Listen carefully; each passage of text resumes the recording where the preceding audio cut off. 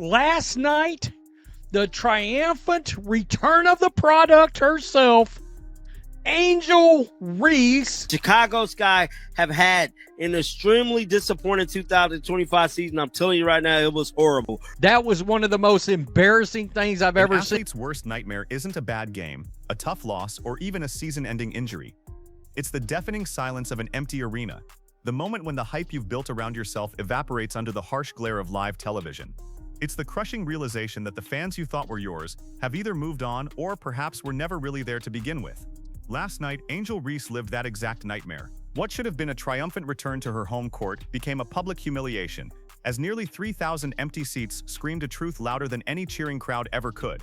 The cameras, unforgiving and relentless, captured every uncomfortable second, turning an ordinary game into a brutal viral spectacle that exposed a shocking reality. The star power she had so confidently claimed as her own was proving to be an illusion. The reason why we watching women's basketball is not just because of one person, it's because of me too, and I want y'all to realize that. Like, it's not just because of one person. A lot of us have done so much for this game, and it all came to a head in a press conference that will likely be clipped, shared, and analyzed for years to come. The moment itself was simple. The question was entirely fair, but the fallout was catastrophic. A reporter brought up a ghost from her past, a bold and defining claim she had made just 1 year prior. "Do you still stand by what you said last year?" the reporter asked. "That people watch women's basketball because of you too?" The room fell silent. This was her moment, a chance to double down, to flash that signature confidence, to give a soundbite that would prove the doubters wrong. Instead, with a cold, flat tone that betrayed a world of pressure, she delivered 2 words that sent shockwaves across the entire sports world. "Next question." That was it. No defense, no explanation, no passion, just a complete and utter dodge.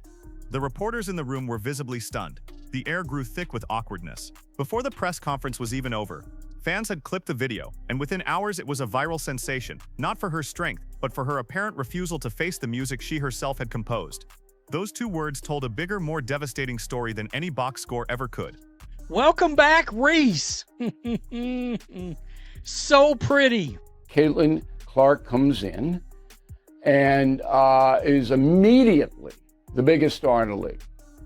Immediately. And merchandising in every other way. To truly understand why that moment was so explosive, you have to rewind the clock to 2024. The stage was the NCAA Women's Basketball Championship. LSU, led by Angel Reese, was facing Iowa, led by Caitlin Clark. The game was a ratings blockbuster, but it became legendary for the drama between its 2 biggest stars. Clark had become famous for her use of the "you can't see me" gesture, a taunt made famous by wrestler John Cena. In the final moments of LSU's victory, Reese turned the taunt back on Clark, following her down the court and making the gesture repeatedly. It was a moment of unfiltered competitive fire that ignited a national debate. Some loved the passion, others called it unsportsmanlike. But regardless of opinion, a rivalry was born. In the aftermath, standing at the peak of her college career, Reese stood before the cameras and made the declaration that would forever attach itself to her name. "The reason why we watching women's basketball is not just because of one person," she said. "It's because of me too." It was a bold, headline-grabbing statement. She wasn't just claiming to be a champion, she was claiming to be a foundational draw for the entire sport. But when you make a claim that big, the public keeps the receipts. And 1 year later, that reporter's question was the bill coming due. So, Angel, of course, so happy to be back, and she was welcomed back by so many fans. Oh, dearly beloved. yeah, obviously, like I said, they understand that this is the priority. Obviously, there's no place for this, and they preached, I think 2 days before, they put out no hate, no speech. Following that championship, Reese made a conscious decision with her brand. Instead of shying away from the controversy, she leaned into it. She embraced the role of the villain, the unapologetic competitor who wasn't afraid to talk trash and get under her opponent's skin. This Bayou Barbie persona was edgy, confident, and it generated endless headlines. In the world of sports entertainment, being the heel can be incredibly profitable. It creates drama, fuels rivalries, and ensures that people are always talking about you. But the villain arc is a high-wire act. It only works if you back it up. You have to win, you have to dominate, and most importantly, you have to draw a crowd that loves to hate you. The problem for Reese is that a villain needs an audience to perform for, and that's precisely where this carefully constructed narrative began to completely fall apart. The boos and the jeers are just as important as the cheers, but what happens when the primary reaction is just 6,373 fans showed up last night. I think the WNBA, our team and our organization has done a great job supporting me. I've had communication from everyone, from so many people across this league and being able to support me and going through this whole process. Obviously, it could happen to me, it could happen to anyone. And A lot of Angel Reese fans are not basketball fans, and they are proving it. The problem with putting yourself in the same breath as a true phenomenon is that you eventually have to back it up with phenomenal numbers. And the numbers, since Angel Reese entered the WNBA, have been nothing short of brutal. Last year, the Chicago Sky's home games were respectable, pulling in an average of around 8,000 fans. But this year, for her much-hyped return, the attendance plummeted to just 6,373. Even more damning was her preseason game at LSU, the very arena where she became a legend. A building that holds over 13,000 people saw barely 6,000 show up to welcome her back. It was less than half full for her heroic homecoming. That's not star power. That's a painful wake-up call. The data gets even grimmer when you look at individual games. In a matchup against the Minnesota Lynx, the Sky managed to attract just 4,600 fans. Meanwhile, Minnesota, a significantly smaller market, drew 7,600 for their own home game. The TV ratings tell a similar story. While Fever games are setting all-time viewership records for the WNBA, Sky games are often pulling in fractions of that audience, even when broadcast on the same networks. These aren't the metrics of someone shifting the culture. They are the quiet, overlooked stats that reveal an uncomfortable truth. This is a championship team. This is a team who makes every game a home game. We talked about the t-shirt that they are currently selling on the Indiana Fever's teams. So you know the basketball superstar Caitlin Clark. While Reese was facing a sea of empty seats, Caitlin Clark was playing in a completely different universe. The Caitlin Clark effect isn't just a catchy phrase.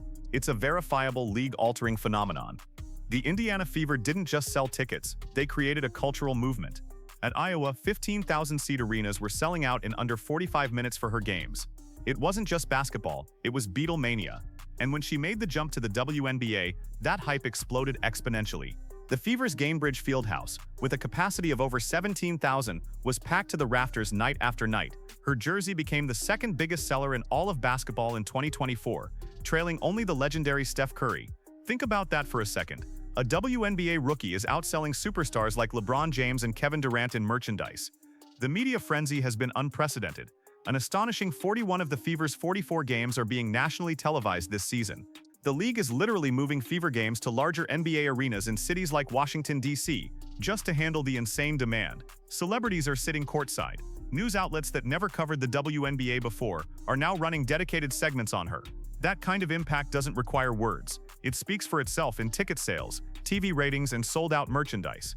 Taking the high road or trying to say the right things in these interviews, she doesn't. Whether she's saying what's on her mind or not, it doesn't always come across as likable. It doesn't come across as something relatable. It comes across as she is trying to also get that same spotlight, that same notoriety as Caitlin Clark. This whole saga is a tale of two completely different franchise philosophies, a masterclass in strategy versus a scramble for identity. The Indiana Fever executed a brilliant plan. They didn't just draft Caitlin Clark and hope for the best. They built an entire ecosystem designed to amplify her generational talent. They surrounded her with smart, veteran players like Kelsey Mitchell and Aaliyah Boston, creating a cohesive unit where she could thrive. Their marketing has been relentless and effective, turning every game as a home game into a powerful brand identity that resonates with fans across the country. They are treating her like the franchise cornerstone she is, and the entire organization is reaping the rewards. In stark contrast, the Chicago Sky's approach has felt uncertain and reactive. Instead of building a clear system around Reese and their other young star, Camila Cardoso, the team has often felt directionless. The on-court chemistry has been inconsistent, and it feels as though they are reacting to headlines rather than executing a long-term vision. This lack of a clear plan is showing up not just in the win-loss column, but in the empty seats and the growing frustration of a fan base that is still waiting for something to truly believe in. Apparently, there's some jealousy that might be manifesting itself into physical inappropriate conduct. The girl is spectacular. It's not like she's not a scrub. She's not only can play, she's a star caliber player who draws this attention. And maybe it's because that fan base that she has and her being a young white lady contributes to it. So what? As the next question clip went nuclear, the social media fallout was swift and merciless, and a clumsy attempt at damage control only threw gasoline on the fire. Reese's own mother jumped into the fray with a tweet that completely missed the point and felt incredibly tone-deaf to many fans. She wrote, "Some fans celebrate attendance, "We celebrate banners." It was a clear attempt to shift the conversation from the current embarrassing reality of empty seats to past championships won in college. But in the fast-paced "what have you done for me lately" world of modern sports, fans want to be part of the energy now.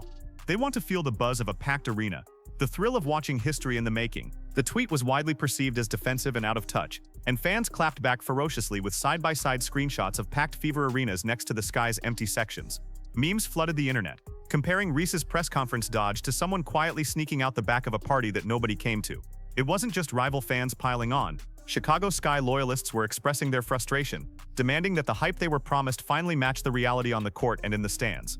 Ice Cube's literally saying, we sat down, looked at the actual figures,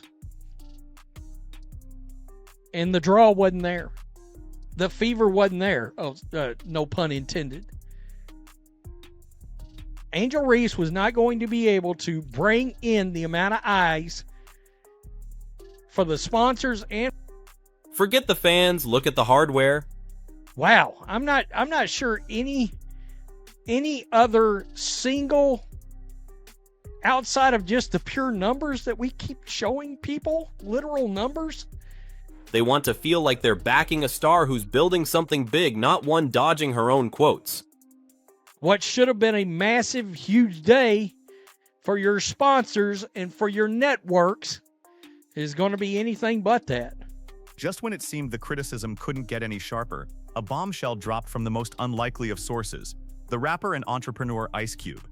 As the founder of the Big Three Basketball League, Ice Cube understands the business of drawing a crowd. He revealed a cold, hard business truth that cut deeper than any fan tweet ever could. He had considered making a massive multi-million-dollar offer to Caitlin Clark to join his league because the financial projections were astronomical. But when it came to Angel Reese, the story was completely different. Ice Cube stated bluntly that his sponsors and partners were not convinced she had the same drawing power. He said they sat down, looked at the actual figures, and concluded the draw wasn't there. In his own unforgettable words, the fever wasn't there. It was a brutal public confirmation from a savvy businessman that Reese's brand simply couldn't command the same financial investment. The people who deal in dollars and cents had looked at the data and reached the same conclusion as the fans. The hype was just that, hype. Sponsors assured him Clark coming to his organization would rake in cash hand over fist. But, quote, they didn't tell us the same thing about Angel Reese. And we have grown-ass men and women out here doing whatever they can to try to make sure that does not happen. That is the weirdest thing in the world, but it is what it is, and I'm glad that Caitlin has a great head on her shoulders. It's impossible to ignore the role the media has played in shaping this entire narrative. From the moment of their championship clash, the media machine pitted Reese and Clark against each other, often framing it as a story of the brash, unapologetic black athlete versus the humble Midwestern white phenom. These narratives, whether fair or not, have a powerful effect on public perception. The coverage of Clark has been overwhelmingly positive, focusing on her record-breaking talent and her ability to grow the game.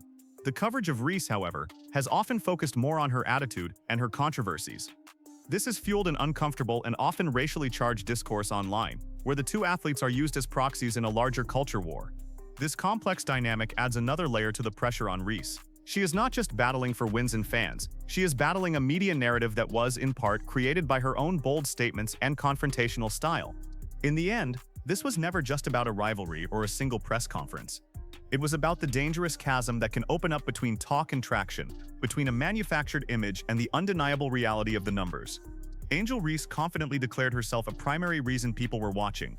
But when it was time to prove it, the evidence simply wasn't there. Her two-word deflection, "next question," was more than just a dodge. It was a tacit admission that she couldn't defend her own claim. While she was ducking the very conversation she started, Caitlin Clark was quietly rewriting the financial and cultural rulebook of the sport without having to say a single word about her own impact. Chicago fans don't hate Angel Reese. They are just waiting for the star they were promised to actually arrive.